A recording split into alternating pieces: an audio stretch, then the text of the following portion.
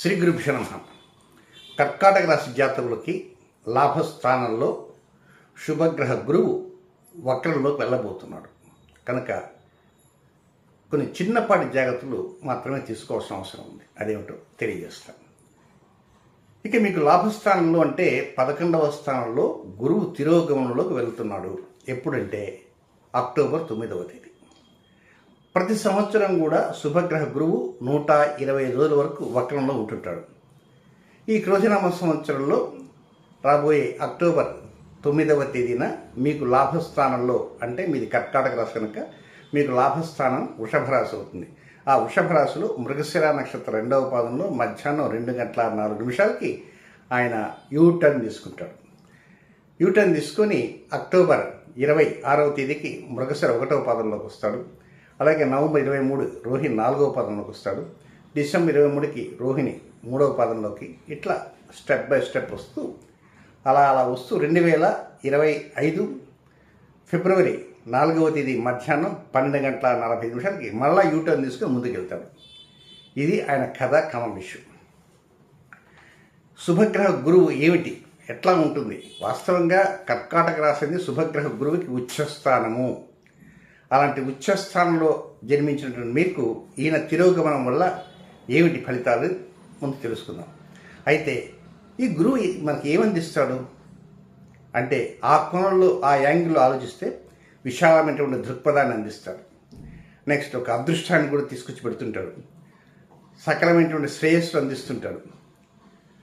జీవితం అంతా నిరాశావాదంతో కాకుండా ఒక ఆశావాదంతో జీవించాలో ఒక శక్తి సంపన్నమైనటువంటి స్థితిగతులు కూడా ప్రసాదిస్తుంటాడు. మంచి జ్ఞానాన్ని కూడా అందిస్తాడు. ఆధ్యాత్మికత కూడా అలా అందిస్తూ ఉంటాడు. ఇక దాతృత్వాన్ని, విద్యాబుద్ధులు కేవలం ఏవో ఓనమాలు మాత్రమే కాదు, తారాస్థాయిలో విద్య ఇవ్వటానికి కూడా ఈ శుభగ్రహ గురువే.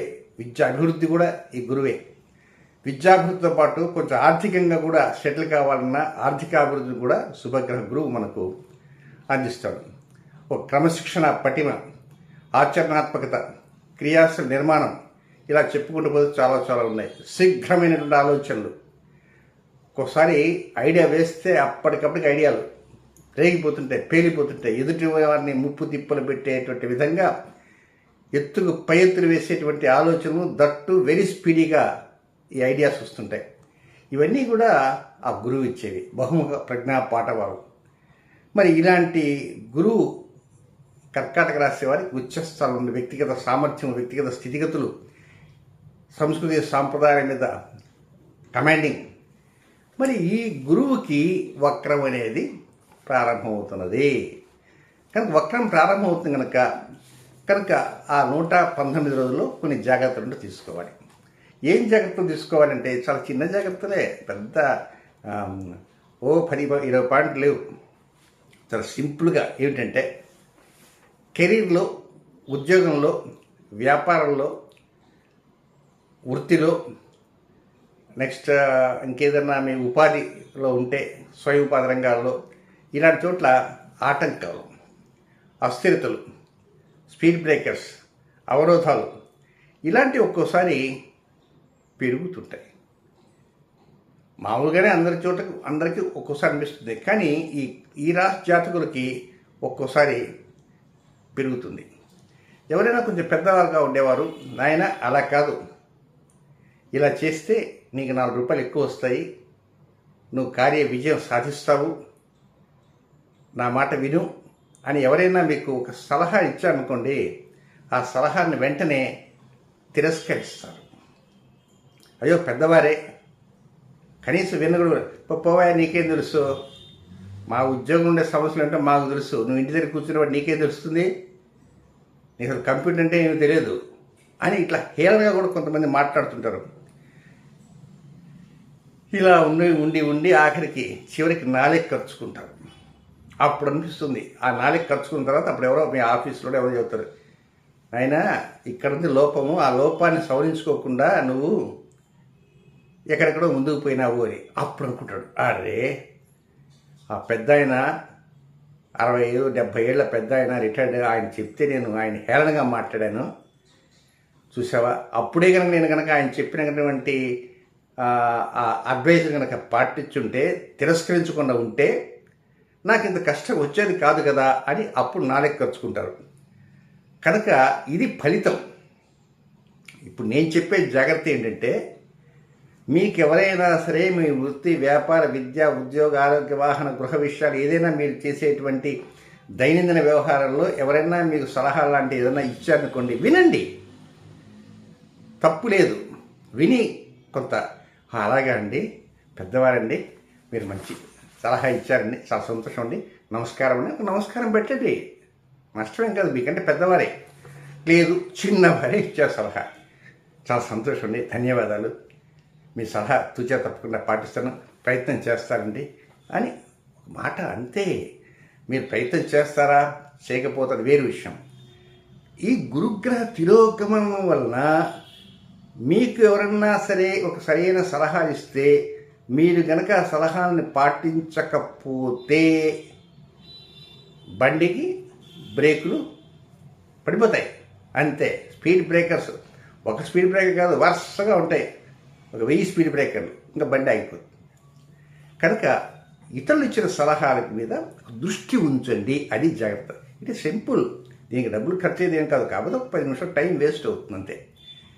ఇక రెండవ పాయింట్, రెండవ జాగ్రత్త, ఇదే లాస్ట్ పాయింట్, లాస్ట్ జాగ్రత్త. అదేమిటంటే, మీలో చాకచక్యం ఉంది, నైపుణ్యం ఉంది, మేధాశక్తి, మేధా పటిమ అన్నీ బాగున్నాయి.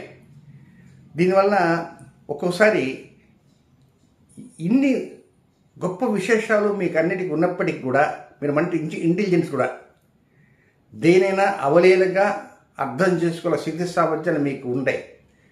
కానీ ఒక్కొక్కసారి కొన్ని పనులు తిరస్కరణకు గురవుతుంటాయి.